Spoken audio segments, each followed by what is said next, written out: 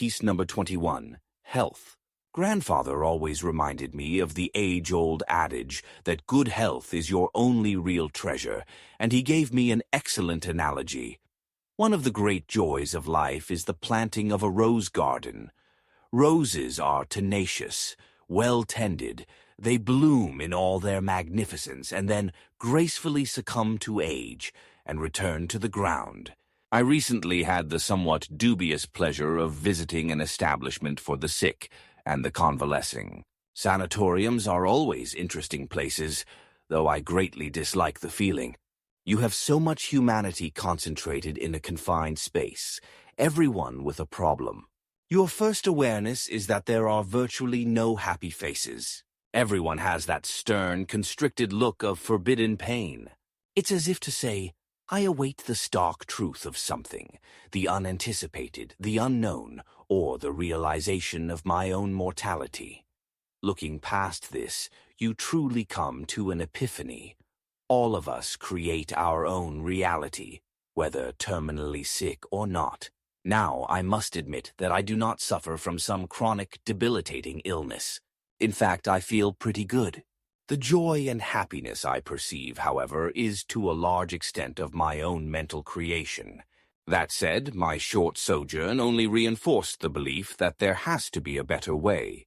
The question is, with a seemingly endless stream of negativity, from social media and from life itself, how does one develop a positive mental attitude and hence physical fitness? The answer, by definition, should allow us to lead a healthy life, regardless of our body's condition.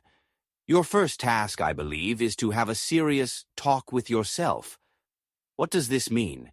It means to dissuade yourself from some of the preconceived notions of our civilization, the concept of time, of age, of wealth, or of what it means to be successful, etc. This is extremely easy to say from my vantage point. I am 65, but profoundly hard to implement. We must remember that we are striving for a wholesome life which should lead to a form of longevity. I maintain that the solution lies in the realization that you are not living one life, but a series of interconnected lives or epochs. We are nothing but a stream of consciousness, to paraphrase David Hume.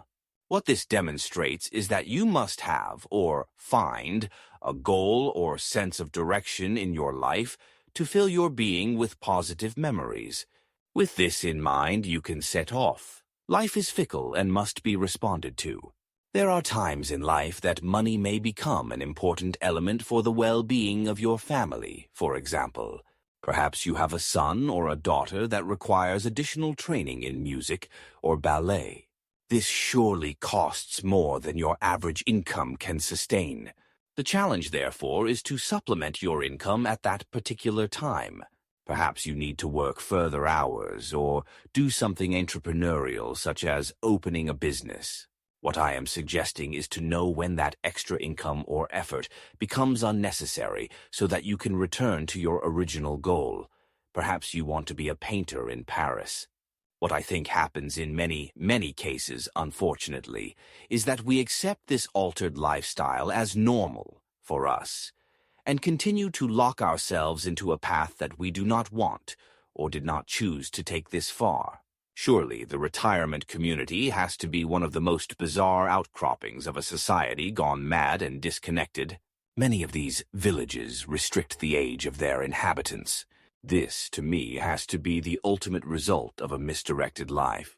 Anyone with any access to young people quickly realizes that they are also an elixir to longevity, with their ideas, their energy, and, sometimes shockingly, their music.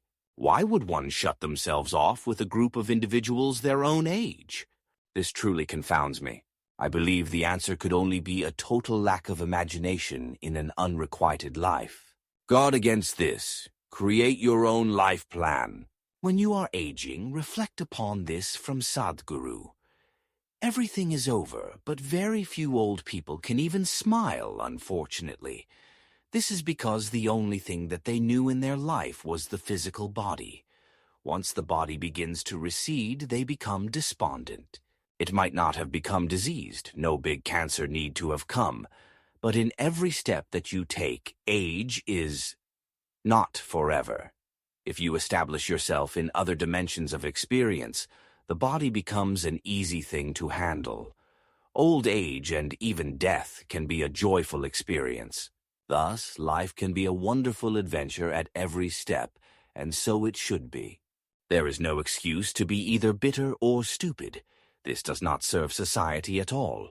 Keep alive and active, both physically, keep the weight off, and mentally, until you die. Here is a thought. Old age, believe me, is a good and pleasant thing. It is true that you are gently shouldered off the stage, but then you are given such a comfortable front stall as a spectator.